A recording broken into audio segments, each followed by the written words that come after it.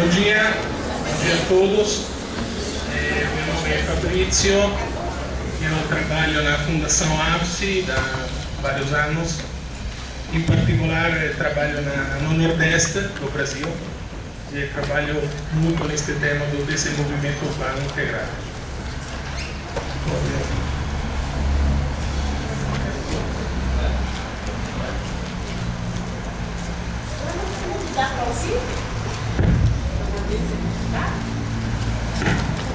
Acho que pode descer, que acho que é melhor. Está muito bom.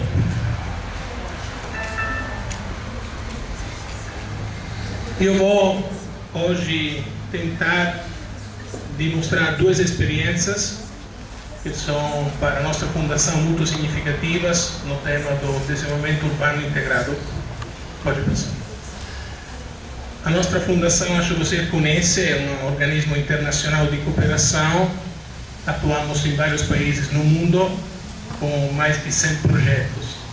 O nosso objetivo é contribuir ao desenvolvimento de pessoas, principalmente uma grande atenção ao tema da educação e a promoção da dignidade da pessoa em todas as suas expressões. É uma organização antiga, no sentido que nasceu na Itália em 1972. Temos uma filial aqui no Brasil, reconhecida pelo governo brasileiro, portanto, juridicamente, atuamos aqui com reconhecimento e cada ano somos obrigados a prestar conta da nossa atividade aqui no Brasil para continuar a ser reconhecidas, e atuamos em vários estados da Federação: Paraíba, Pernambuco, Bahia, Minas, São Paulo, Rio de Janeiro, Amapá, Brasília, Mato Grosso do Sul, Paraná e Amazonas.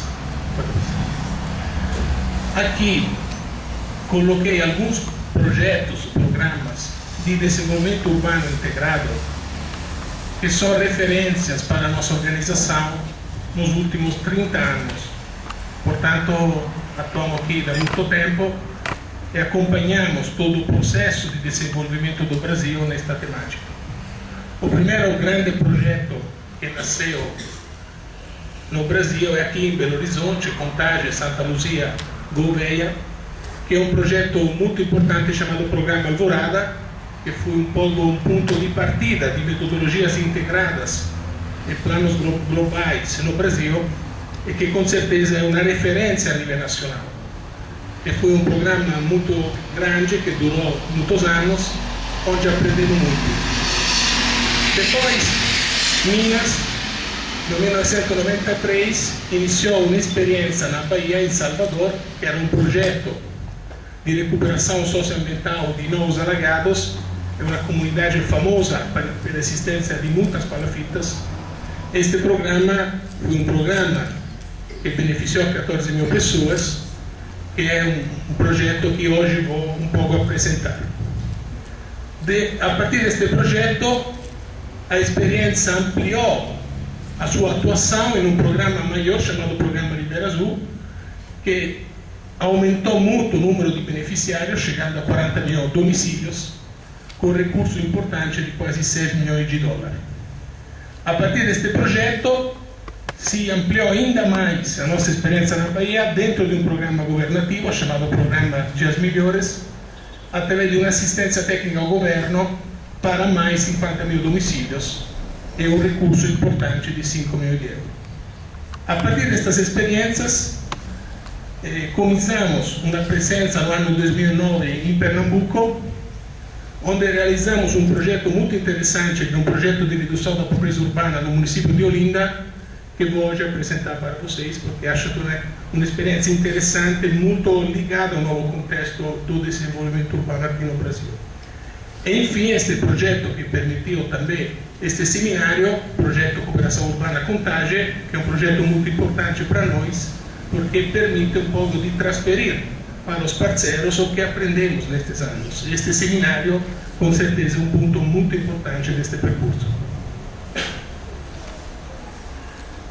Vou agora entrar na experiência da Bahia, deste projeto chamado Novos Alagados, e também deste salto de escala que levou ao projeto Novos Alagados, neste novo projeto chamado Projeto de Apoio Técnico e Social ao Programa Ribeira Azul, PATS, che iniziò nel 1993 e che ultimò un'etapa nell'anno 2006. Vou apresentar duas experiências já concluídas e sistematizadas.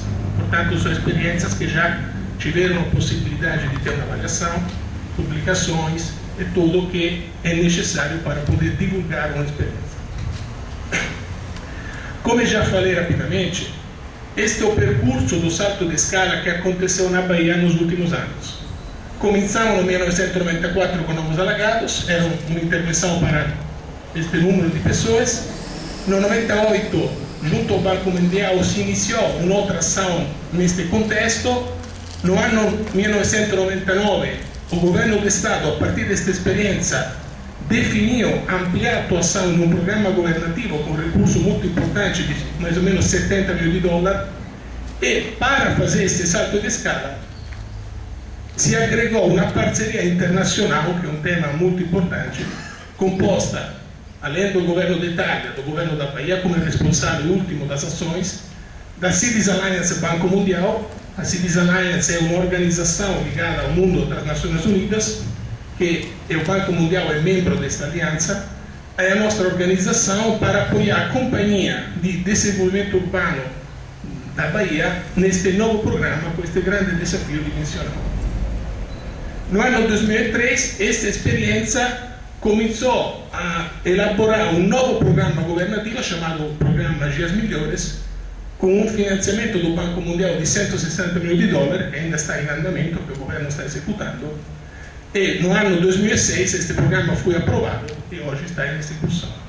Portanto, tivemos a oportunidade de realizar, a partir de um projeto, de um piloto, uma experiência que demonstrou algumas soluções da temática do desenvolvimento urbano integrado, chegando a um programa governativo com muito recurso também de organismos internacionais.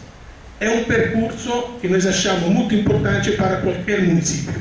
Se pode partir de uma experiência pequena, mas que tenha este valor de um piloto, que tenha este valor de gerar uma metodologia que possa depois aumentar de escala e, portanto, aumentar a resposta às necessidades das pessoas. Este programa tive uma grande parceria que foi regulamentada dentro de um arranjo muito bem definido, onde o governo do Estado, através da Conder, era responsável de todas as ações, porque governos municipais ou estaduais são responsáveis desta temática. A Caixa Econômica, porque ainda o Ministério da Cidade, quando começou, não estava ainda constituído. Hoje existe o Ministério da Cidade, que era nosso parceiro junto com a Caixa Econômica. O governo italiano, que financiava um projeto através da ANSI de assistência técnica ao governo do Estado. A Cities Alliance, que era a instituição que garantia os princípios deste programa e também da assistência técnica que a ANSI estava oferecendo. O Banco Mundial, que por um lado orientava tecnicamente o projeto, mas do outro lado também estava financiando ações através do governo do Estado. E a nossa organização, que era responsável para administrar o recurso do governo italiano junto com a Cities Alliance, mas também era responsável de pensar metodologia. Era um pouco um software desta iniciativa. Portanto, a Conder, o governo do Estado, era o coordenador do projeto. Foi criada uma unidade de gestão do programa entre a nossa organização e o Estado, onde criamos um escritório conjunto. Técnico da ANSI atuaram junto com o técnico da Conder dentro de um escritório de campo e de um escritório central na mesma Conder. Foi criado um comitê de direção tripartite desta experiência, composto pelo governo da Bahia, o governo italiano, o Banco Mundial e Cities Alliance, para acompanhar, avaliar e dar endereço a esta iniciativa.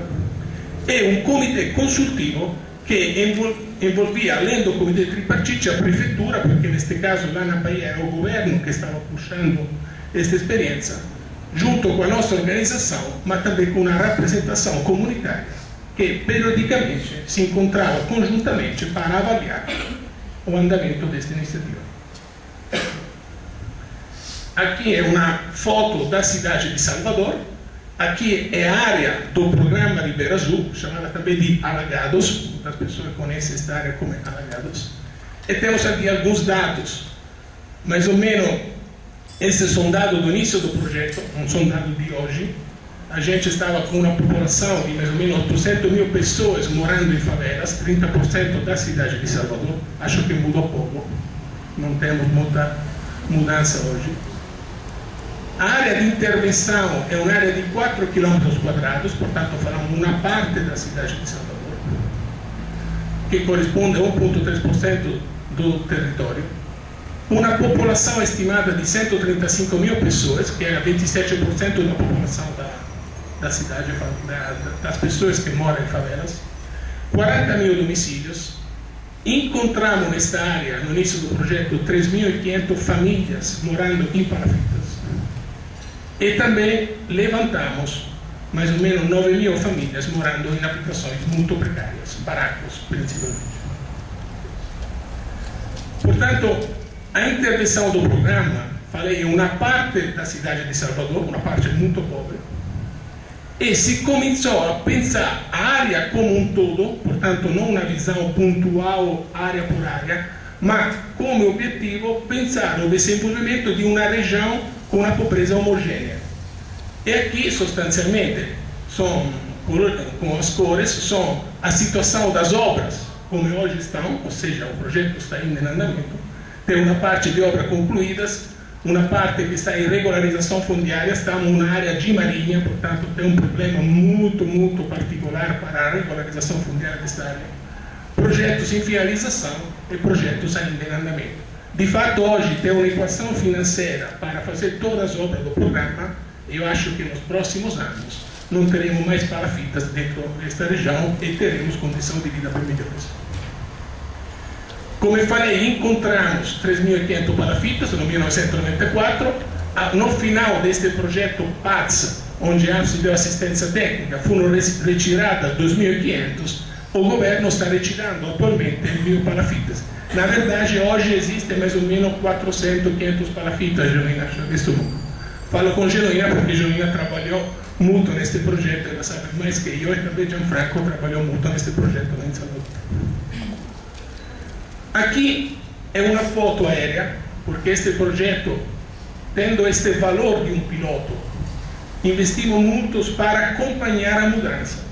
Portanto, por exemplo, uma coisa simples, periodicamente a gente tirava foto de helicóptero, de aviões, aerofotogrametria, tudo, para entender o que está acontecendo. E aqui é muito interessante a mesma foto, no 1996, quando o projeto estava iniciando, e no ano 2003. É evidente, na comunidade, aqui falamos de Novos Alagados, foi a primeira comunidade que sofreu intervenção urbana e social, uma mudança muito forte. Para entender, aqui são palafitas, e também aqui, existiam 1.700 palafitas nesta comunidade, hoje não tem palafitas. Portanto, o projeto, praticamente, fez uma grande ação de infraestrutura, recuperamos um pedaço de terra em cima do mar. Por quê? Porque um critério de reassentamento era remanejar as famílias dentro da mesma comunidade, ou seja, forçamos, porque foi assim, as regras de engenharia, com um custo também muito alto, que foi avaliado também pelo Banco Mundial como custo-benefício, um valor alto, porque achamos mais importante garantir uma relação de vizinhança dentro destas famílias como valor social. Portanto, o projeto sostancialmente recuperou a terra ao mar, as famílias que moravam na palafita foram remanejadas dentro desta área, que é uma área de reassentamento, de remanejamento. Foi criada toda a infraestrutura básica de toda a comunidade, e foi criada aqui uma pista, chamada pista de borda, para exatamente delimitar a área ocupada pelas pessoas e o mar.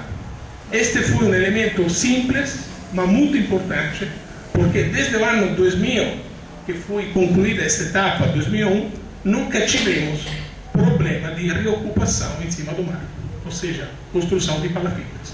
Parece banal, mas a cidade de Salvador é uma península que tem todo o caminho da península de uma rua, portanto uma pista de borda, que storicamente foi construída e sempre evitou invasões em cima do mar. Principalmente nesta área, onde, essendo un'area molto protegida, era mais simples construir claramente palafitas. Portanto, aqui falamos de novos alagados e nós estamos colocando uma mudança qualitativa evidente de favelas para bairro, ou seja, hoje é um bairro pobre, não estou falando que virou um bairro de classe A ou B, é um bairro pobre, mas com todas as condições para as pessoas buscar o próprio desenvolvimento, ou seja, tem todas as infraestruturas básicas e, além disso, como vamos ver, um conjunto de serviços sociais para cada pessoa buscar o próprio desenvolvimento. São algumas fotos.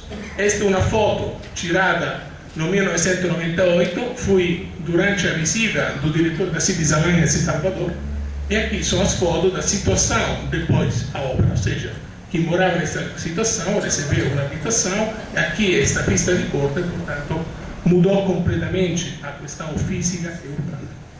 E aqui estamos falando da área de alagados, algumas intervenções para exatamente retirar palafitas para construir conjuntos habitacionais. O que me interessa colocar aqui, sempre tivemos esta atenção, não era uma intervenção área por área, mas era o objetivo uma visão geral de transformação de uma macro área.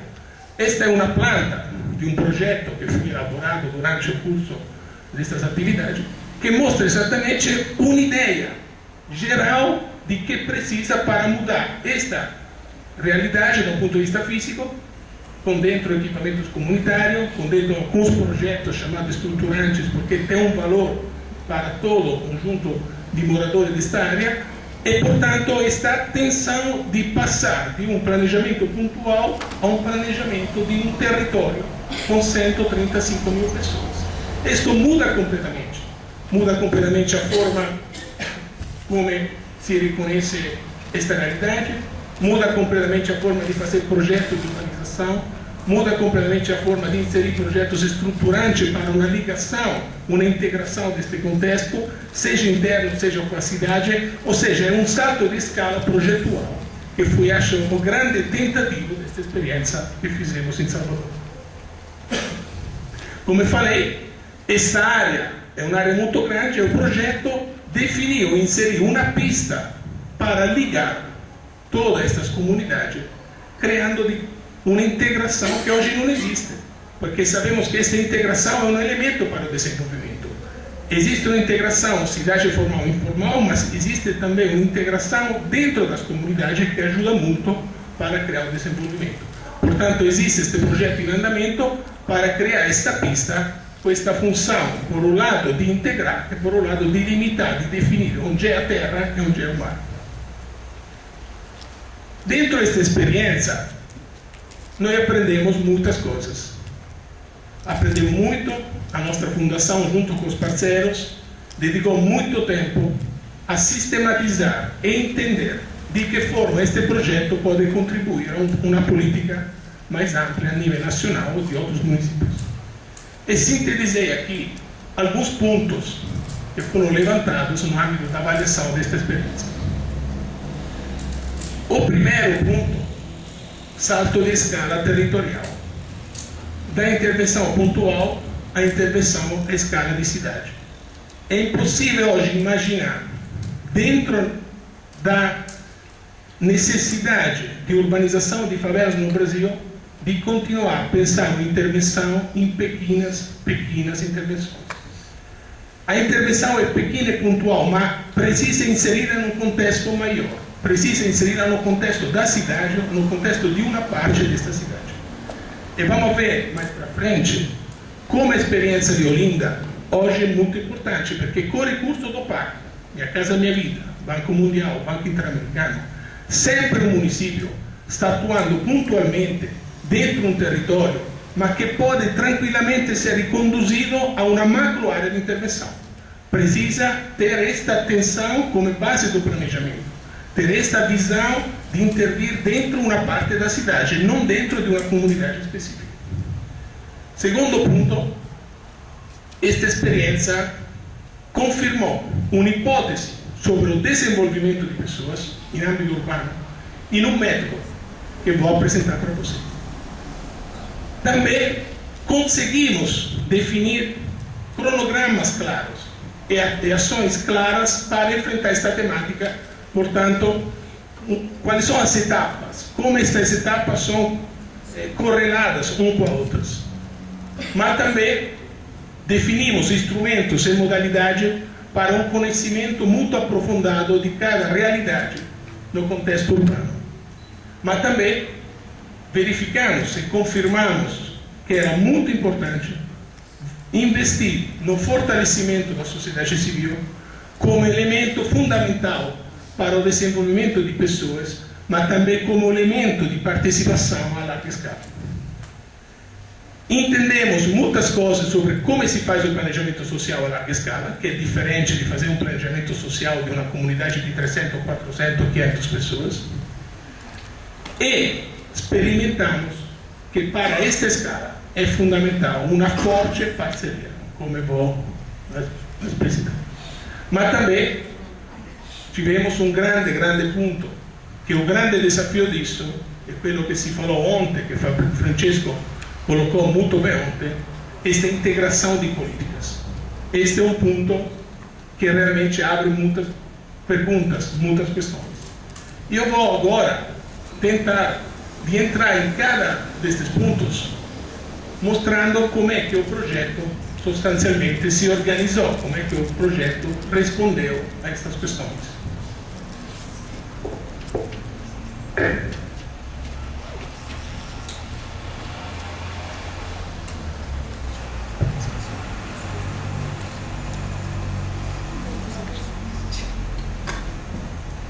Bom, esse tema do salto de escala territorial, eu acho que é um ponto muito importante. Eu acho que aqui não conheço em particular a realidade do município de Contagem, mas eu acho que se aplica a qualquer contexto.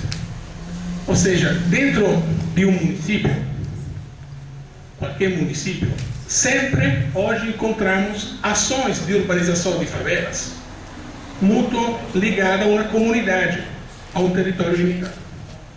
Nós achamos que é possível definir a nível de planejamento uma área homogênea de pobreza maior do que a intervenção de urbanização de favelas e, portanto, gerar um desenvolvimento integrado de uma comunidade homogênea partindo desta ação específica de urbanização que está acontecendo lá. Portanto, nós achamos que é possível conhecer a vulnerabilidade social do município e definir poligonais de intervenção social, que seria esta poligonal maior, caracterizada por uma pobreza homogênea, e, no âmbito desta poligonal, definir quais são as áreas onde precisará de uma ação de urbanização, de infraestrutura mais forte. Mas o objetivo não é desenvolver esta região ou esta população, mas garantir que todo um contexto, uma parte de cidade, possa ser beneficiada com o desenvolvimento humano. Porque o que nós estamos falando aqui não é somente garantir a infraestrutura, é garantir condições para que uma pessoa melhore a própria condição de vida, que é diferente de ter como objetivo vamos a garantir uma casa, esgoto, infraestrutura e acessibilidade. Este é um ponto importante, como vamos ver. Portanto, a experiência de Ribeira Azul, como a experiência de Olinda, demonstra que sempre dentro do município, e hoje ainda mais com o recurso existente, graças a Deus, da política habitacional, existem intervenções pontuais de urbanização de favelas que podem gerar uma macro área de intervenção social, onde se pode gerar o desenvolvimento para um número maior de pessoas, e principalmente integrando esta área ao município, à cidade. O que nós aprendemos muito nesta experiência foi um método para desenvolvimento. Quando falamos de desenvolvimento, falamos de pessoas. Existe uma frase que nós sempre utilizamos, que o objeto é imposto pelo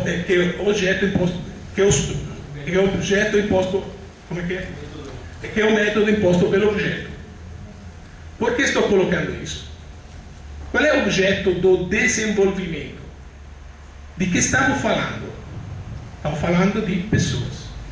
Estamos falando de homem e mulher.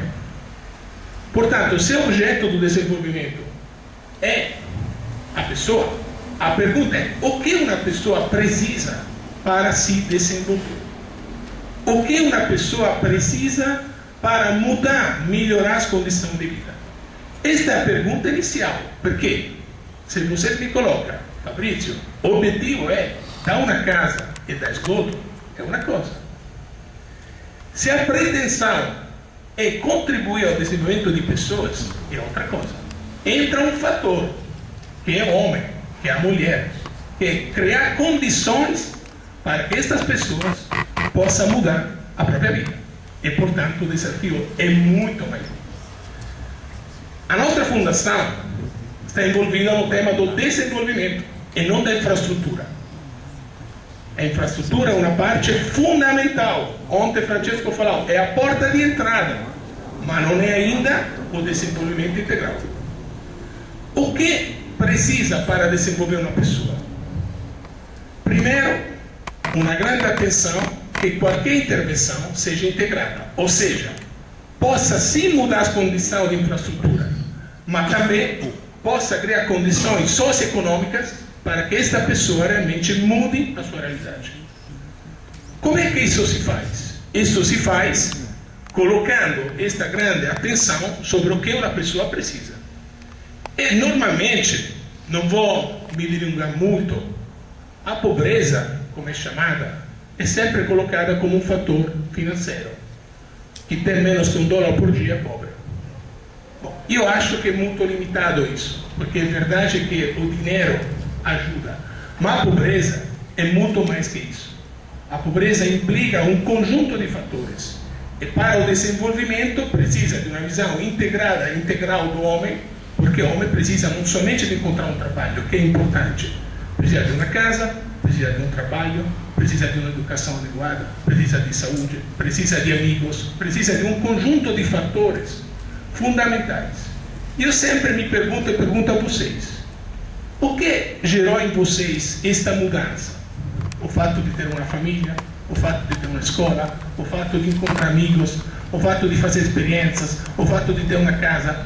Isto funciona para todos os homens. Não somente para um tipo de homem, não se aplica no homem mais pobre.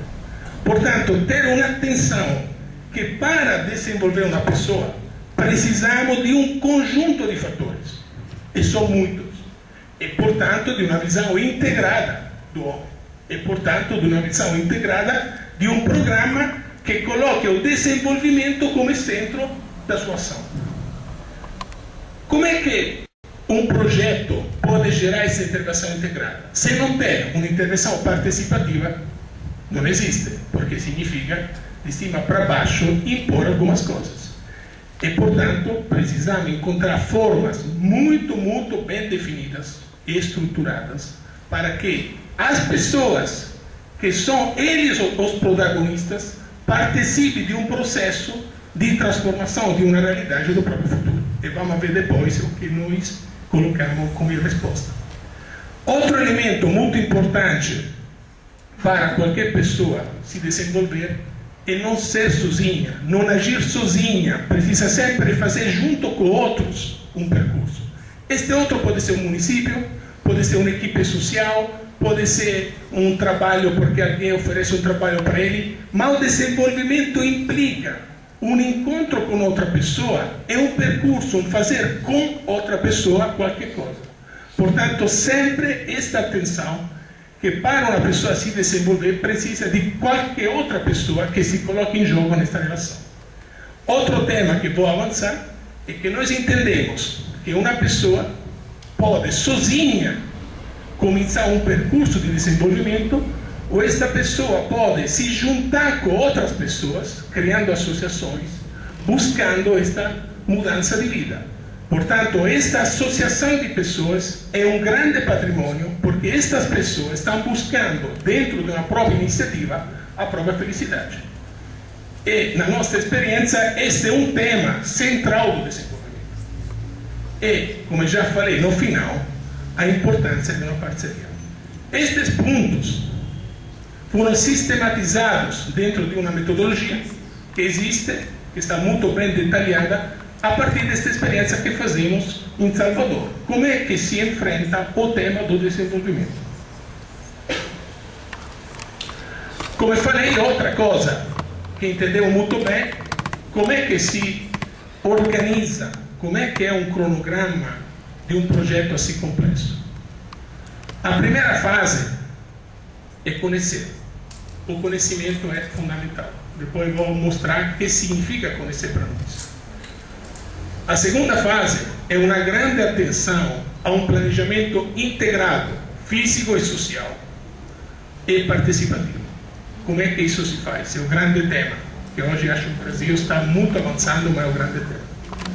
Terceira fase, como é que se pode fazer esta execução conjunta físico e social? Coloco somente um dado. Na experiência deste projeto, a equação financeira entre físico e social era 75% obra, 25% social. Estava aqui ontem, pode lembrar que Francesco colocou que normalmente nos projetos tipo parque, este valor é 2,5%, incluindo também a regularização fundiária. Aqui estamos falando de 25% de recurso dedicado exclusivamente a ações de tipo social. E vamos ver depois o que significa isso. Quarto ponto, um acompanhamento para execução, uma pós-execução que é fundamental.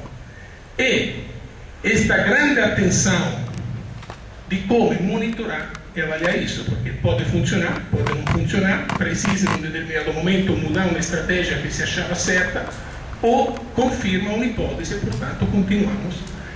Este processo começa quando inicia um projeto e acaba quando o projeto é praticamente concluído em todas as ações. Normalmente a avaliação chega no final, falta um pedaço, não se acompanhou um período, e isso não gera um conhecimento, uma sistematização dessa experiência.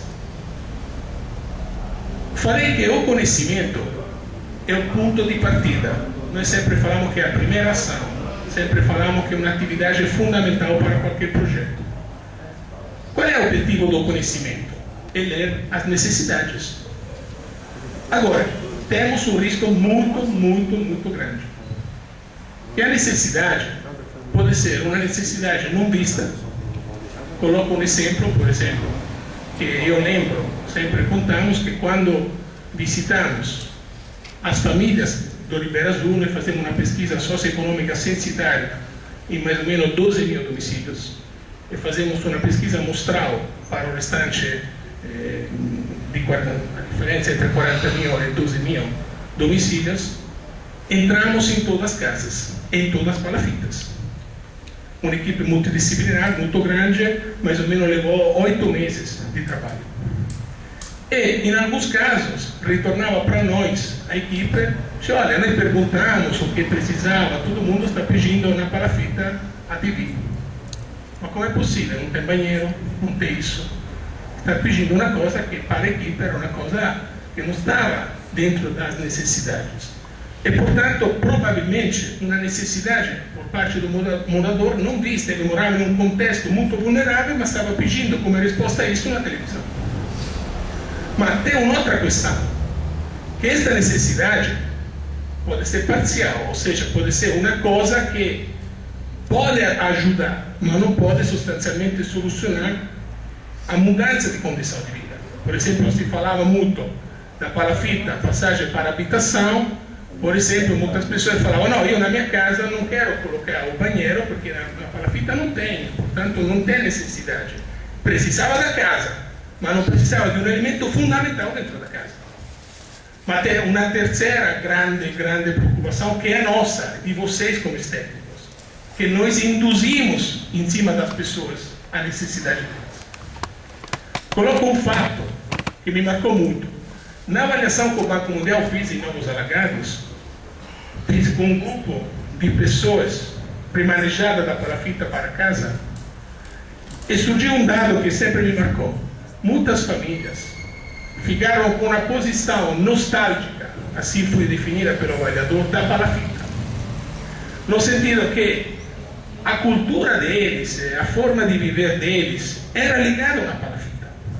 não era ligado a uma casa dentro uma relação urbana diferente, muito mais difícil, muito mais também violenta em alguns aspectos. Portanto, me marcou muito isso, porque é como se precisa sempre prestar atenção sobre o que a gente está olhando, o que as pessoas estão lendo como necessidade, para chegar a uma leitura compartilhada dessa necessidade. Qual é a solução para chegar a uma leitura participada dessa necessidade? É compartilhá-la de fato, ter uma vinculação com estas pessoas, e, portanto, ter encontro, ter visita, ter uma relação humana com eles, para poder fazer um percurso que possa levar a uma leitura compartilhada de que realmente é mais importante. Pode ser que é importante a televisão, e, portanto, o técnico tem que entender que para aquela mulher é importante uma televisão, como se pode, em um diálogo, verificar que é mais importante uma casa com banheiro que uma casa sem banheiro. Mas se não tem este diálogo, se não tem esta relação, é muito difícil sair desses três problemas. E normalmente o que acontece?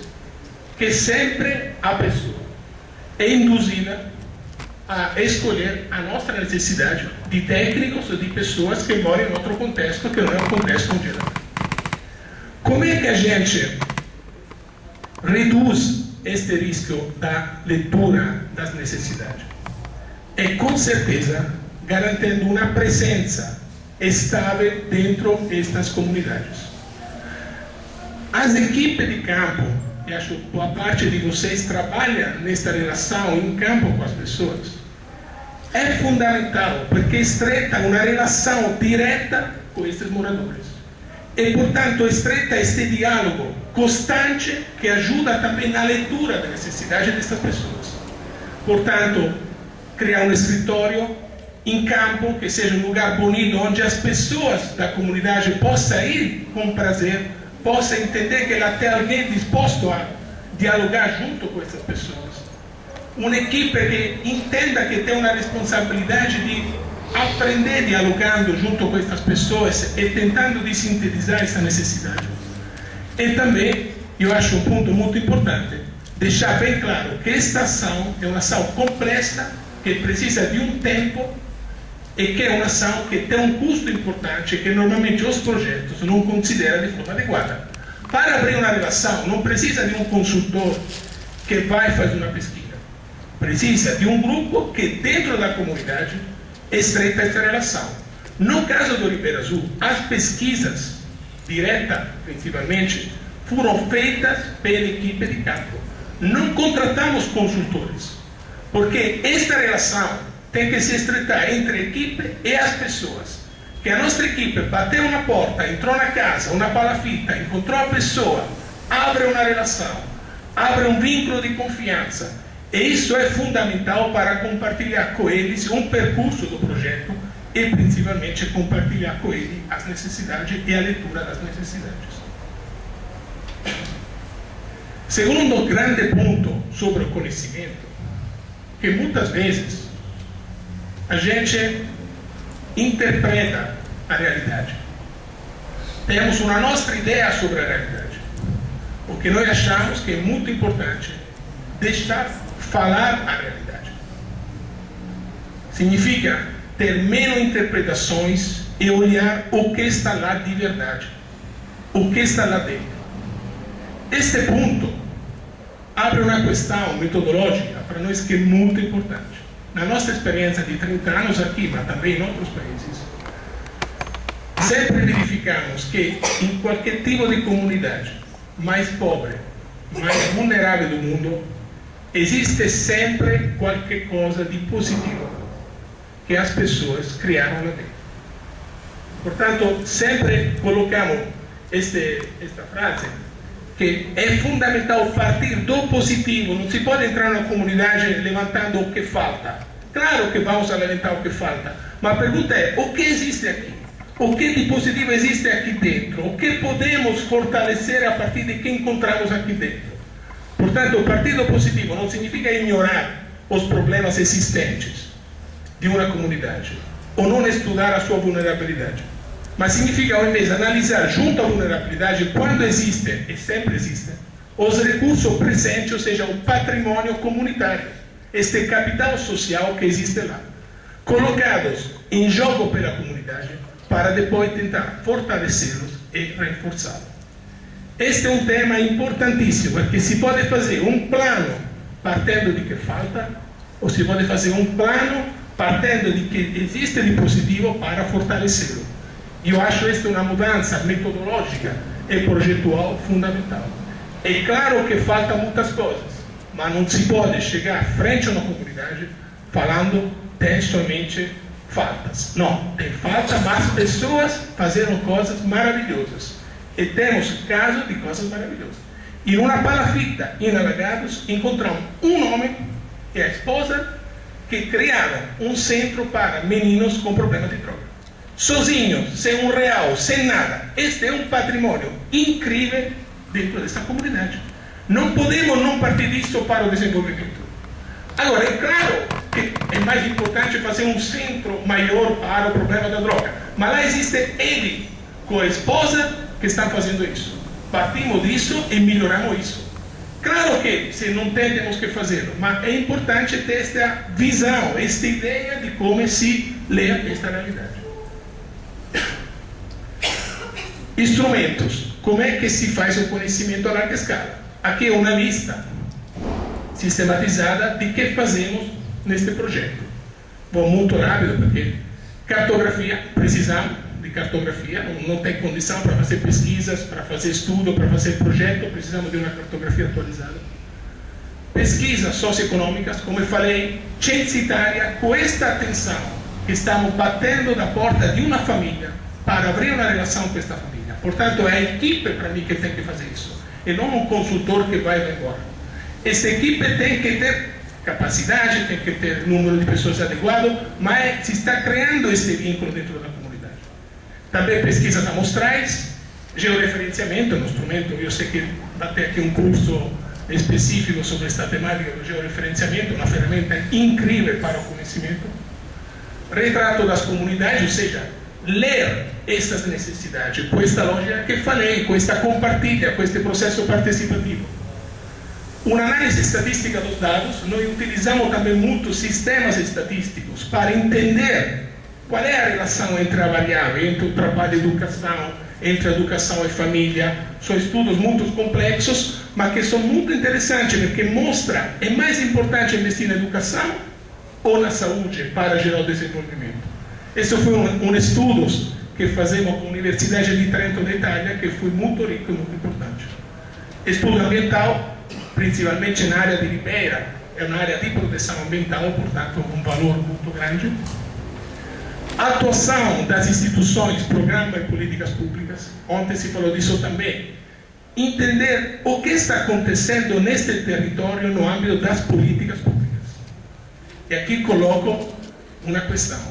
É fundamental o papel do município, porque sabemos hoje que, dentro do processo da descentralização no Brasil, os serviços para a pessoa, educação, saúde, são de responsabilidade municipal. Portanto, esta atuação municipal é fundamental para o desenvolvimento. E no Nordeste do Brasil, eu não conheço a realidade de Contagem, este é um ponto ainda muito crítico, porque não existe, por exemplo, creche nas comunidades, não existe escola, não existe posto de saúde adequado, tem o programa Saúde da Família. Mas prestar uma atenção que o papel do município é fundamental, porque ele que responde aos serviços para a pessoa. Um estudo antropológico, nós perguntamos, mas que são essas pessoas? Chega de onde? Por que estão aqui? Quindi entender um pouco como é que surgiu esta comunidade, como é que esta comunidade substancialmente se formou, de onde chegavam essas pessoas. E são pessoas do interior, que chegaram em Salvador no ano da industrialização, buscando uma oportunidade para a vida, não encontraram trabalho e ocuparam a Maré, porque era a única área que não era de ninguém. Essa é a verdade. Porque em outras áreas, cada dia ocupava era derrubado o baraco. Na Maré ninguém derrubou. E, portanto, se consolidou esta lógica da palafita. Porque as famílias que ficaram sem nada, sem vínculo familiar, e, portanto, iniciou este processo. E foi muito rico. Eles explicaram como é que se gera uma palafita depois outra. Qual é o vínculo? É uma curiosidade para o humano, para o homem, que leva a instrumentos para conhecê-lo melhor. serviços utilizados pela comunidade, que é importante porque abre esse nexo entre a cidade formal e informal. Por exemplo, onde é que eles trabalham? Como é que eles chegam ao trabalho?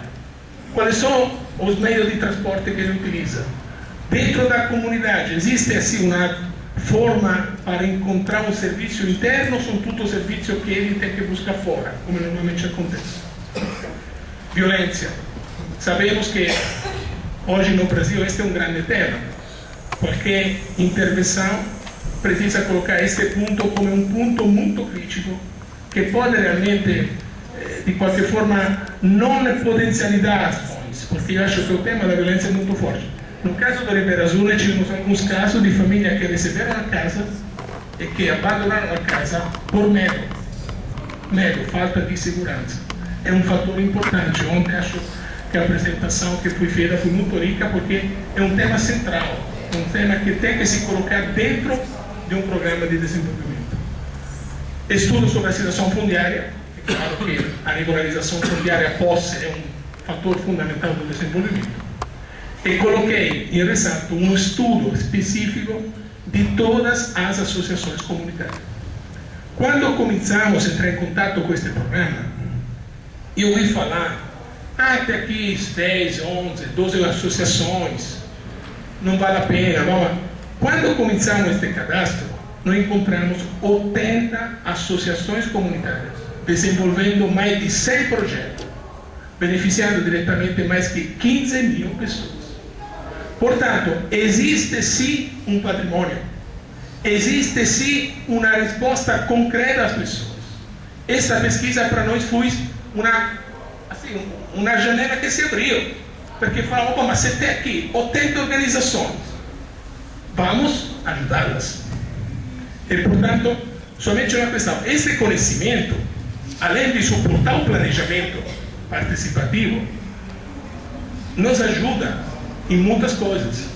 Conhecer desta forma, com esta amplitude, significa, em primeiro lugar, iniciar uma presença lá dentro por um período e, portanto, compartilhar e conhecer as pessoas.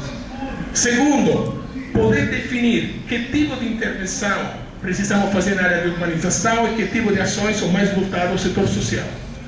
Terceiro, uma visão integrada da poligonal como um todo. Não é mais a comunidade do Parque 1, do Banco Mundial 2, é uma visão de conjunto desta realidade, que antes a gente não tinha. E depois, um conhecimento da população e da sociedade civil dentro deste território.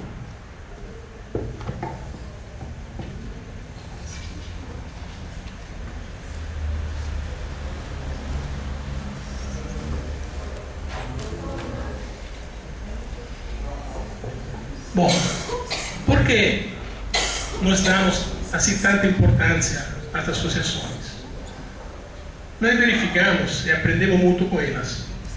Não porque somos também uma associação, porque uma fundação de fato é sociedade civil, mas porque nestes anos verificamos que uma associação, que como eu falei se chama associação, porque são pessoas que se associam, são pessoas da comunidade que se juntam para uma resposta ao desenvolvimento de outras pessoas junto com elas. Porque, em primeiro lugar, elas têm uma leitura de dentro da necessidade e da realidade. Se vocês encontram uma creche comunitária e fala com a diretora, e pergunta a ela, se a diretora é da comunidade, evidentemente, ela não é que fala somente sobre a necessidade dela. Ela tem uma síntese da necessidade provavelmente de 150 famílias dos meninos que beneficiam lá. Portanto, através de uma pessoa, você consegue entender a necessidade de um grupo bem maior. E, portanto, conhecimento dentro dessa realidade muito forte. Segundo, os responsáveis, diretor de uma creche comunitária ou a diretoria, ele tem este contato, como eu falei, com os beneficiários. Portanto, tem uma representatividade muito forte de um grupo bem maior, que é importante saber. Terceiro, eles têm uma motivação ideal. Essa associação já estava lá. Portanto, estas pessoas tiveram um ideal para se juntar e, portanto, independentemente do projeto acabar ou não acabar, continuarão a fazer o que estavam fazendo. E, portanto, uma sustentabilidade futura. Outro ponto, esses representantes dessas organizações são engajados diretamente na ação, ou seja, ele está já contribuindo ao desenvolvimento, portanto, tem um comprometimento e uma responsabilidade muito forte com essas comunidades. Para isso, que nós achamos que uma associação, qualquer tipo de associação da sociedade civil, é um grande patrimônio nas comunidades. Pode passar. Portanto, o que nós entendemos nessa experiência, quando encontramos estes 80 amigos que representam dezenas de milhares de beneficiários? Que neste projeto fazemos uma escolha muito clara, que para favorecer o desenvolvimento social é preciso favorecer a capacidade associativa, criar condições que este processo continue crescendo. Porque pode crescer ainda, como está crescendo, porque nos anos verificamos que de 80 chegaram a 100 associações. Mas com esta liberdade dele de se juntar, não porque o projeto queria criar associações, porque uma associação tem um critério que é fundamental. Alguém tem que livremente falar para o outro, vamos nos associar e fazer uma associação. Se chega o projeto e fala, cria uma associação, e nós temos experiência disso também, esta associação dura até que dura o projeto. Acaba o projeto, acaba a associação. Por quê? Porque não nasceu de uma livre iniciativa deles.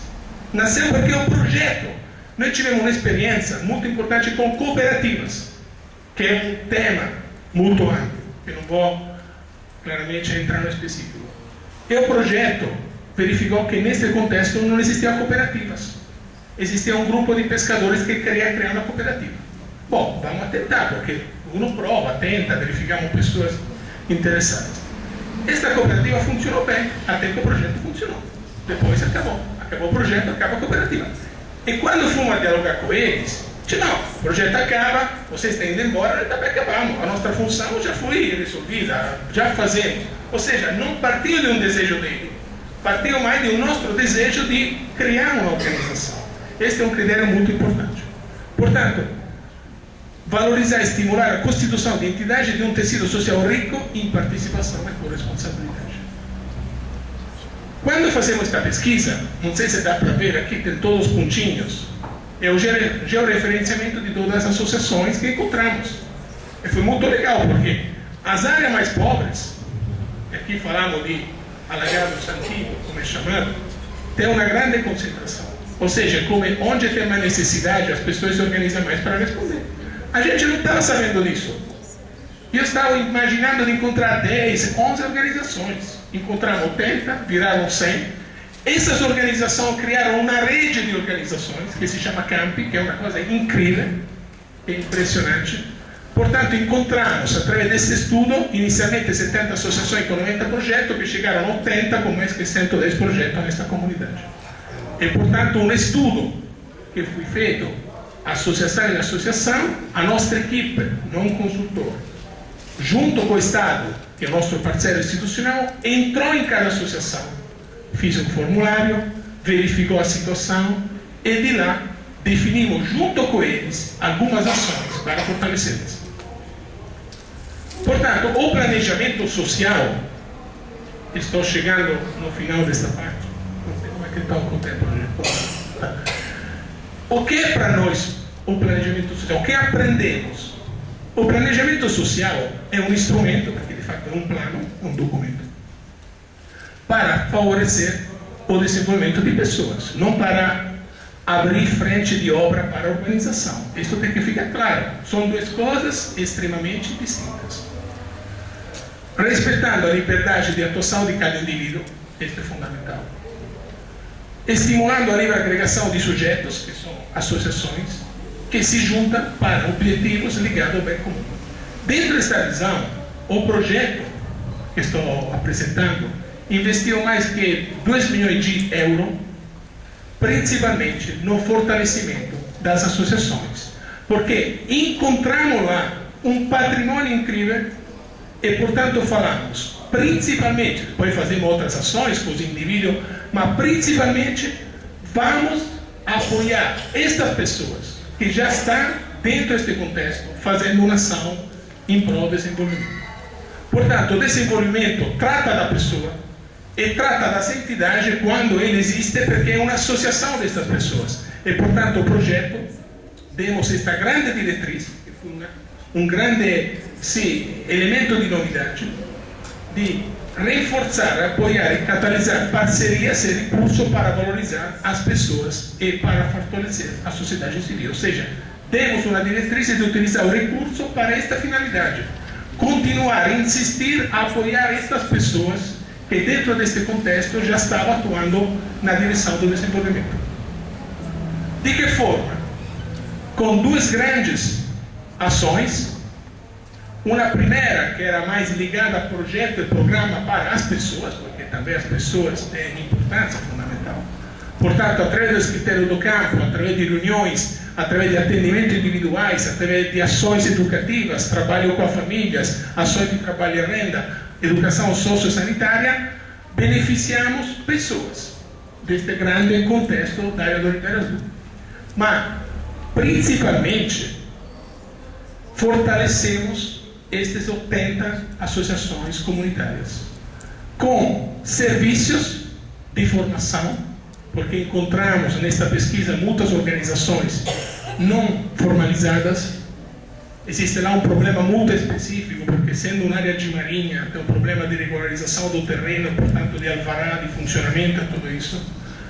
Encontramos organizações sem um sistema administrativo e, portanto, não prontas para receber recursos públicos. E, portanto, uma grande ação de capacitação e regularização para todas as organizações. Mas também contratando, através de processos seletivos, essas organizações para prestar serviço ao projeto. Um exemplo, fazemos um projeto de educação ambiental. Não foi uma empresa, mas selecionamos dentro desta organização associações para fazer este tipo de serviço. E foi impressionante, porque a penetração dele na comunidade chegava em lugares que ninguém pode chegar. E, portanto, alcançamos um contato com todas as pessoas.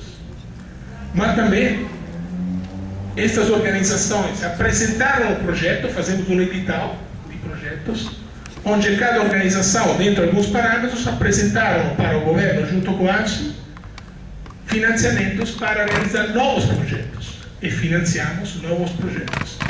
Mas também verificamos uma grande problemática qualitativa dos equipamentos, permitimos de melhorar algumas estruturas comunitárias.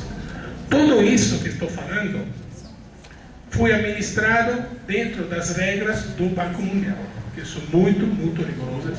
Portanto, este primeiro ponto de regularização e capacitação foi necessário, porque significa fazer um processo seletivo com documentação, receber o recurso em uma conta vinculada, fazer prestação de conta relatório de desempenho. E, além disso, é que volta a equipe local, uma assistência técnica, que era mais uma forma de, junto com eles, fazer um percurso. Estes projetos duravam mediamente entre 10 e 15 meses. Não estamos falando de um projeto pequeno, estamos falando de um percurso a longo prazo.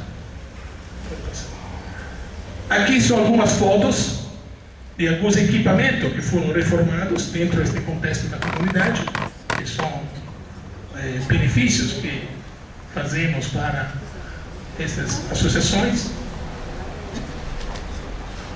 Aqui são outras realidades que existem no contexto deste programa, são escolas, creches. Este é um centro de luta à desnutrição infantil. Encontramos uma percentual de 28% de crianças desnutridas e, portanto, existe um centro que foca nisso. E o tema final desta experiência é parcerias. Um projeto nesta escala não pode ser feito por um sujeito sozinho. Estou falando de um município, de um governo, de um banco. Precisa ter esta atenção a uma parceria real que realmente exista. Esta parceria tem que envolver todos os organismos públicos, governo federal, governo do estado e prefeitura. O governo do estado pode estar, não pode estar, mas a prefeitura e o governo federal são fundamentais para nós. com o papel de governar os recursos que convergem no território e investir, por sua vez, nas intervenções, entre esta questão da articulação. ONG terceiro setor, com o papel de ser o elo de conjunção entre a comunidade e outro sujeito, e acho isso muito importante, porque eu acho que o nosso papel como AFSI foi muito de criar este elo, este diálogo, esta simpatia que normalmente não existe entre a comunidade e um programa governativo. Associações de base, porque eu já falei muito, ou seja, são para nós um ponto fundamental para um programa de desenvolvimento. Organismos internacionais, porque podem, por um lado, fazer convergir capacidade técnico-gerenciais, mas também recursos. Sabemos que hoje o Banco Mundial, o Banco Interamericano, está ainda financiando muito. E quero colocar uma questão na parêntese. O Banco Mundial tem uma questão, não quero aqui entrar, mas é interessante porque na negociação de um financiamento com o Banco Mundial se pode forçar em alguns âmbitos que não é possível, por exemplo, em alguns programas públicos. Estou falando deste 25% do social foi possível porque o recurso chegava via um organismo internacional. Portanto, é bem maior de 2,5%. E eu não sei se hoje, na atual condição, e eu espero que mude, um governo federal pode aceitar que 25% do recurso do PAC seja para social. Portanto, acho que também esta questão de uma flexibilidade na negociação do recurso que eu acho importante. Claro que é muito mais importante captar recurso interno e local. Empresas privadas. Hoje à tarde vamos ver também algumas experiências, mas com certeza a nossa visão é que num processo de desenvolvimento tem que entrar sim o setor privado, é importante, principalmente porque pode aportar capacidade técnica, gerando trabalho, emprego e tudo isso, mas também pode, hoje no Brasil, aportar muito recurso na responsabilidade social. E eu coloco que a lei de responsabilidade no Brasil é única no mundo. Eu acho que tem um instrumento legislativo no Brasil que realmente pode contribuir muito no desenvolvimento urbano ou de pessoas em área urbana. Em última, para esta apresentação, este tema da integração de política. Este é o grande desafio. Ontem se falou muito disso. A nossa experiência, não somente aqui na Bahia, mas em vários estados, demonstra que este é um grande tema que precisa fazer um grande esforço porque ainda está bem articulado. Eu coloquei aqui este funil que um pouco sintetiza o que não entendemos, como é que funciona a articulação hoje. Bem, em primeiro lugar, a dificuldade dos municípios em investimento em serviços essenciais, em manutenção das melhorias das intervenções. Esse é muito ligado ao Nordeste. Você sabe que a situação no Nordeste dos municípios é muito diferente, por exemplo, aqui de Contagem, de Minas Gerais, porque tem muito pouca entrada. Mas percebemos que em algumas comunidades, esses serviços essenciais dos municípios não estão entrando. Isto não pode ser. Educação, saúde é hoje competência municipal. Temos que garantir que nestas comunidades isto exista e seja integrado a um programa de urbanização. Porque uma família que recebe uma casa, não recebe educação e saúde, eu acho que não pode gerar o desenvolvimento. Se falamos de desenvolvimento de pessoas, não falamos de um programa de infraestrutura. Segunda questão, existe uma grande dificuldade de diálogo entre as mesmas instâncias, estou falando secretaria com secretaria, mas também entre diferentes níveis de governo, governo federal, governo estadual, governo municipal. Isso acho é comum em todo o Brasil. É muito difícil criar este diálogo real, um diálogo de uma parceria, não somente um diálogo falando.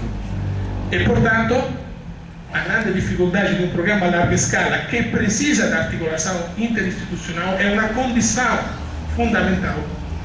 É dificuldade de definir uma política de atuação no território de forma integrada. E, portanto, continua dentro de uma área ações de tipo setorial, mas não é somente que são setoriais, não são integradas, não são planejadas conjuntamente, não são dentro do mesmo timing. E isso gera problemas para as pessoas. Portanto, tudo isso gera um limite muito forte a intervenções integradas. E, portanto, um grande problema ao desenvolvimento de pessoas. Não temos soluções, estamos tratando isso em vários projetos, mas é um tema que com certeza precisamos deixar como grande desafio. para uma saúde e desenvolvimento integrado.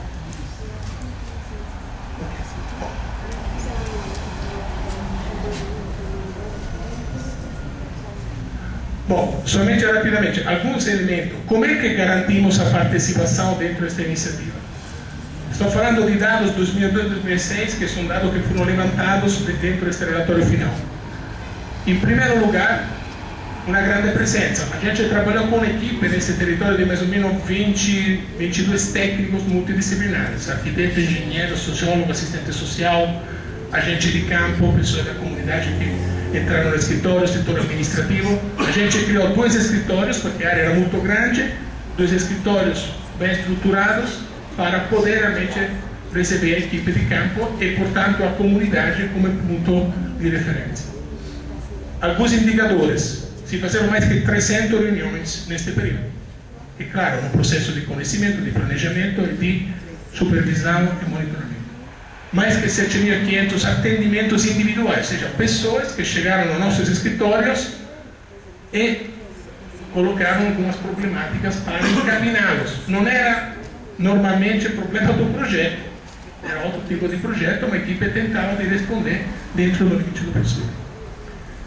Cerca de 2.000 pessoas atendidas no último ano, que era um período mais rico de ações em todo este processo. Mas fazemos sempre e constantemente encontros com estas 80 organizações, falamos mais ou menos de 150, 160 pessoas, de toda a região do projeto. Estes encontros geraram substancialmente participaram constantemente 55 organizações, um número importante. Era interessante porque eram os encontros com a comunidade, junto com, muitas vezes, o governo italiano, junto com a Citizen Alliance, junto com o Banco Mundial, junto com o governo do Estado, junto com o município, ou seja, um diálogo para tentar de entender o que estava acontecendo, portanto, um monitoramento constante junto com eles. Bom, esta parte aqui, eu tentei um pouco de resumir esta experiência que aconteceu em Salvador.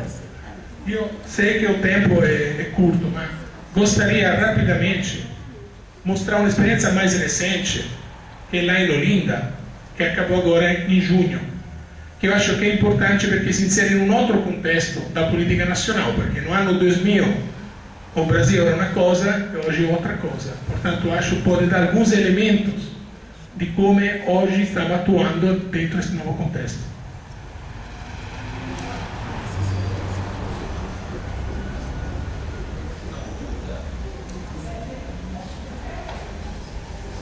Bom, estamos falando de uma experiência em Pernambuco, em Olinda, e eu gostaria somente de colocar que essa experiência para nós é muito importante, porque se encaixa dentro de um outro contexto.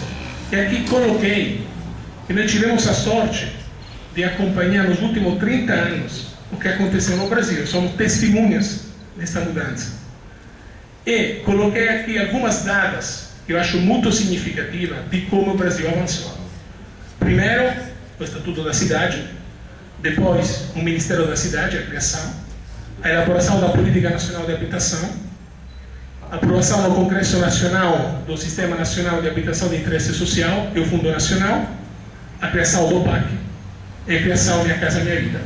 Portanto, falamos de datas que marcaram um percurso extremamente importante. Sendo que o projeto Ribeira Azul começou no 2000, a gente estava antes desta mudança. Portanto, hoje é outra realidade. E entendemos que hoje o contexto é muito diferente. Tem muito recurso, é verdade. O PAC, Minha Casa Minha Vida, tem muito recurso à disposição, mas também de organismos internacionais.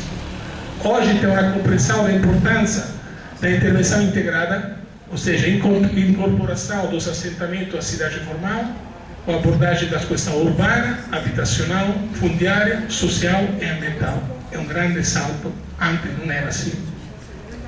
Protagonismo dos atores locais para a política de habitação. Este Fundo Nacional de Interesse Social é realmente um fato muito importante que precisa levar em conta. Dentro desse novo contexto, nós tivemos no ano 2008 a oportunidade de estreitar uma parceria com o governo de Pernambuco, porque a experiência da Bahia o Banco Mundial colocou para o governo de Pernambuco, que estava atuando com o PAC, junto com o projeto do Banco Mundial para a Metrópole, que por vários fatores estava muito focado na infraestrutura e, portanto, o governo queria integrar uma componente social mais importante. E, portanto, assinamos um acordo com o governo de Pernambuco e o município de Olinda, captamos o recurso da União Europeia de mais que €1 milhão, em parceria com a CDM, que a Hernani depois vai apresentar, com financiamento da União Europeia, com recurso do governo do Estado e do município de Olinda. Falamos de um projeto de €1 milhão, não é muito dinheiro. O que encontramos lá? Qual é o cenário desta iniciativa? Que foi para nós muito rica. A gente estava com recurso para fazer uma experiência no âmbito de um debate sobre o trabalho social e na organização de assentamentos precários. Portanto, a gente estava realmente com a possibilidade de fazer qualquer coisa dentro deste contexto.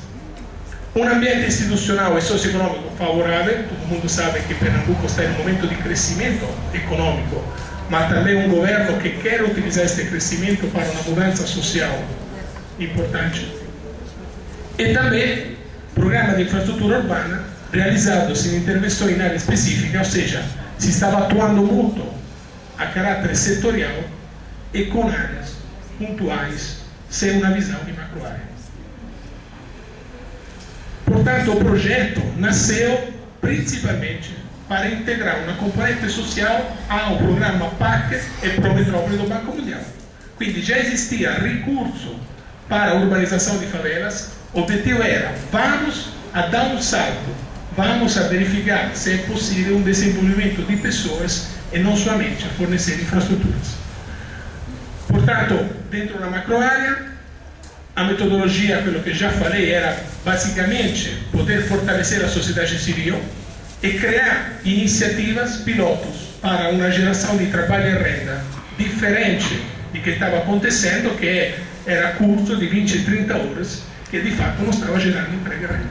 Mas também poder trabalhar muito neste diálogo com o poder público, envolvê-los e criar uma parceria mais profunda com a sociedade civil. E um corte ligado ao gênero, porque percebemos que dentro destas realidades a mulher tem um papel fundamental.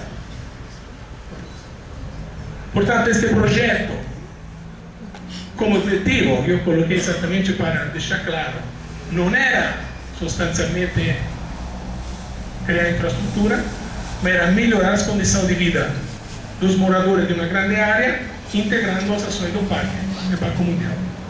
Essas são as atividades, que depois vou poder passar. Essas são algumas fotos do contexto de Olinda, acho que você conhece muito bem. E aqui é a área de intervenção onde o projeto atuou, que é uma área de 15.200 domicílios, dado IBGE 2000, que corresponde a 17% da população. Portanto, é uma intervenção à escala urbana de cidade. A coisa interessante é que o município de Olinda, que é um município de 400 mil pessoas, hoje tem um recurso financeiro para a urbanização de favelas nesta área de quase 352 milhões de reais. É evidente que não é um problema de dinheiro para fazer urbanização. O problema é entender se este dinheiro de urbanização pode gerar algo mais que o desenvolvimento de uma comunidade, de uma macro-área. É aqui que entramos com este grande desafio. Aqui é interessante porque eu coloquei essa slide, porque o que nós encontramos em andamento era este. Encontramos o quê? Ações do PAC e de infraestrutura, portanto, implantação de infraestrutura básica, não vou entrar no específico, contenção e estabilização de solo, construção de equipamento público, adequação do sistema viário, remanejamento e nascimento de família, melhoria habitacional, legalização fundiária, mobilização e organização comunitária na lógica do 2,5% do PAC, educação sanitária e ambiental, geração de trabalho e renda.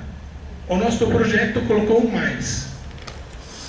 E colocamos no nosso projeto outras ações. Primeiro, definir um arranjo interinstitucional entre governo, município, AFSI, comunidade e CDM para poder conjuntamente fazer um percurso. 2.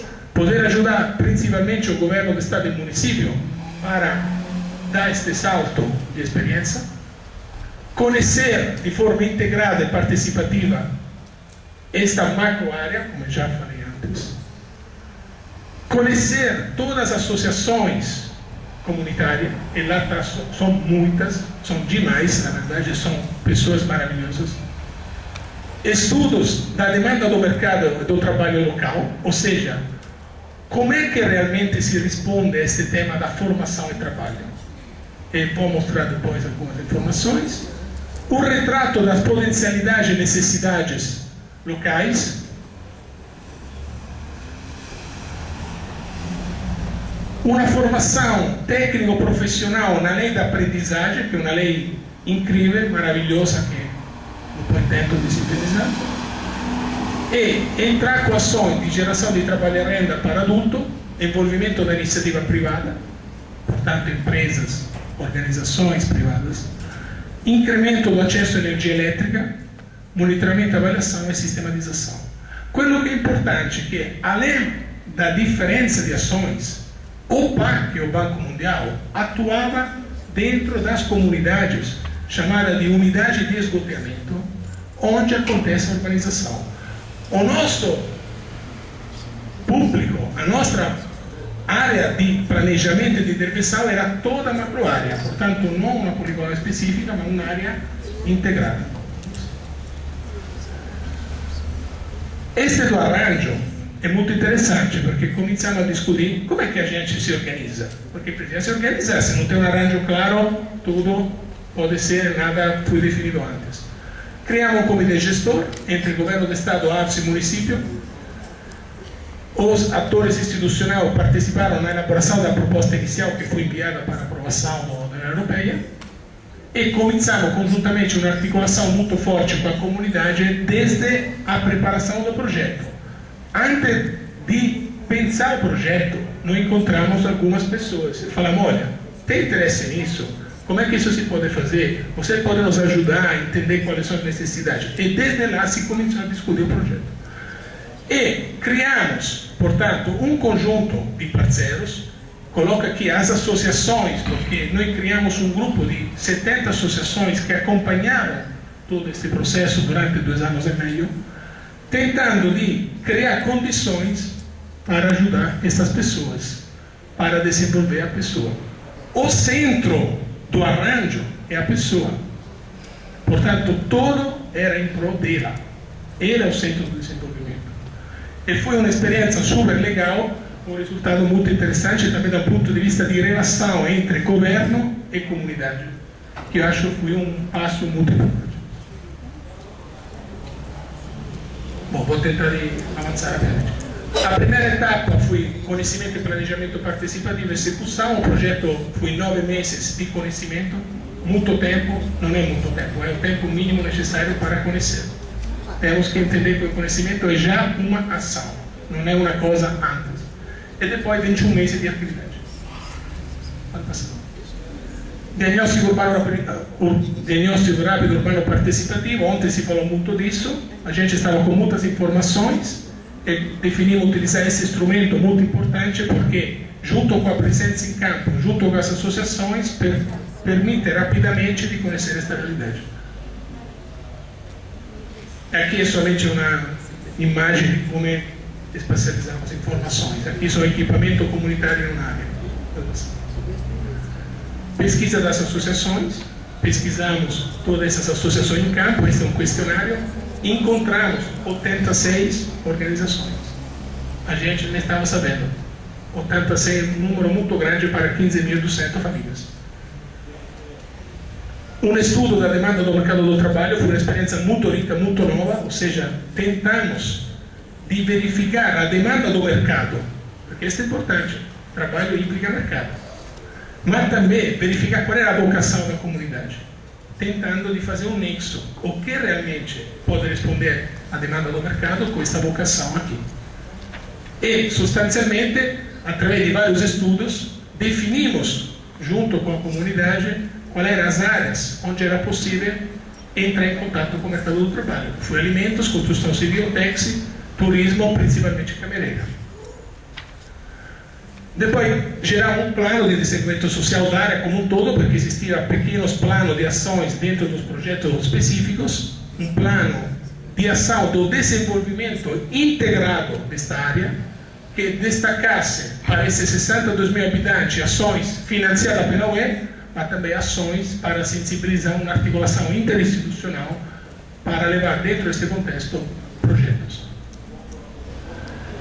Formação das organizações da sociedade civil, fazer um grande investimento nesta temática de formação. Praticamente formamos 90 representantes de 83 instituições que beneficiam mais que 10 mil pessoas. Isto é direto. Através destes 86 líderes, chegamos a 10 mil pessoas. Falamos de 10 meses de atividade de formação e acompanhamento. Financiamos projetos, pode passar, para associações. Também fazemos muitos encontros formativos. É interessante esta pesquisa, porque este projeto já foi avaliado, está saindo agora a publicação no final de novembro, porque de 86 entidades pesquisadas, somente 19 não participaram de forma constante a todos os encontros que fazemos, que era mais ou menos um encontro cada 15 dias, portanto, muito forte. As associações, na avaliação, falaram que para eles foi importante para se conhecer também, internamente entre eles. Ninguém estava sabendo que existia outra organização a 1 quilômetro fazendo uma ação parecida. E foi importante porque, através de pouco recurso, nós gastamos 460 mil reais, por exemplo, para fortalecer algumas organizações, chegamos a beneficiar 1.500 pessoas diretamente com essas ações. É interessante esta tabelinha, que, por exemplo, no início do projeto encontramos organizações 64% com CNPJ, hoje são 80%. Portanto, muitas organizações se formalizaram. Estatuto registrado era 72%, hoje 83%. Entidade formalizada com registro em conselho, 57%, hoje são 72%, porque nosso objetivo era, essas associações têm que participar do debate político, têm que estar dentro desse debate. E ninguém estava fazendo isso de forma assim importante. São alguns indicadores para entender o que aconteceu. Pode passar. Qualificação dos adultos, tivemos curso de formação na área. É importante destacar a carga horária entre 160 e 240 horas de curso de qualificação. No sentido, precisa realmente de uma componente técnica de educação ao trabalho para que essas pessoas possam entrar no trabalho. Pode passar. É interessante que 88% que concluíram o curso, 45,5% estão trabalhando. Que é um dado importante. Falamos de adultos em áreas muito pobres. Portanto, demonstra que o investimento dessa forma leva-se ao trabalho. É verdade que Pernambuco está com uma economia muito aquecida, mas o Brasil todo está assim. Este é um indicador que a gente ficou muito surpreso favoravelmente. Pode passar? E aqui a metodologia, ou seja, 20 horas desta carga para a oficina de orientação vocacional ao trabalho é fundamental. A pessoa tem que entender quem é o trabalho, qual é a sua vocação. O SENAI, a qualificação técnica, o sistema S sabe fazer isso muito bem, não precisa inventar nada. Mas também uma grande ação que a ARSE pode passar, que a ARSE fez, de articular empresas. Mostrar à empresa que tem possibilidade. Estas empresas participaram integrando estas pessoas no mercado do trabalho e nós acompanhamos isso dentro das empresas. O tema da lei da aprendizagem. Eu acho que todo mundo aqui conhece esta lei. Sinteticamente, uma lei nacional que qualquer empresa é obrigada a ativar contrato de aprendizagem com jovens. É uma lei maravilhosa que precisa ser utilizada mais. Investimos muito nesta lei em Olinda. Fazemos um projeto pilota de 90 jovens, 60% mulheres, porque o corte de gênero foi muito forte neste projeto. Atuamos na construção civil e fazemos um curso de uma carga horária de 1.040 horas. Significa 1 ano e 2 meses de curso. O menino vai na escola pública, no outro turno vai na aula de formação. Depois um período de aula prática, vá na empresa e a gente acompanha todo o processo na empresa. Pode passar. Este é o mecanismo, a metodologia, é muito bacana. O Senai fez uma formação técnica de 460 horas. A empresa assumiu com este contrato, ele entra com contrato de trabalho. Ele recebe dinheiro com contrato de aprendiz. 460 horas são feitas de aula prática, ele aprende a trabalhar. Aprende como é um trabalho, aprende a organização do trabalho. E a nossa organização fez todo o processo de divulgação e seleção junto com as organizações. A seleção dos alunos foi assim, chamamos todas as organizações, cada organização indicou 2 ou 3 jovens dentro de critérios definidos, porque eles conhecem, eles sabem que são os meninos, nós não sabemos. Entraram no processo de seleção. E a gente voltava dando informação constantemente às associações para dar um retorno para as famílias também. Articulação para formação, articulação com as empresas, com o Ministério do Trabalho, que tem que reconhecer o curso no Ministério, e um acompanhamento constante em todas as empresas. Tem um dado, estou concluindo, acho que a última slide. Em Pernambuco, foi o primeiro projeto jovem aprendiz no setor da construção civil. O Ministério do Trabalho coloca que em Pernambuco tem hoje 8% das vagas de aprendiz que são cumpridas. Significa que tem 25.680 jovens que podem ter direito a esta oportunidade para o trabalho. Portanto, dá uma indicação de onde a política pública tem que insistir muito. Pode passar? Este é um artigo que saiu, pode passar? E a última está saindo uma publicação, porque uma experiência precisa ser realizada, ser monitorada, ser avaliada, mas também divulgada. Portanto, estamos na fase de impressão de uma publicação, que será em parceria com nossos parceiros institucionais, porque é um projeto que pode contribuir nesse novo cenário aqui no Brasil, de como transformar uma intervenção de infraestrutura em um programa a larga escala de desenvolvimento de pessoas. Obrigado.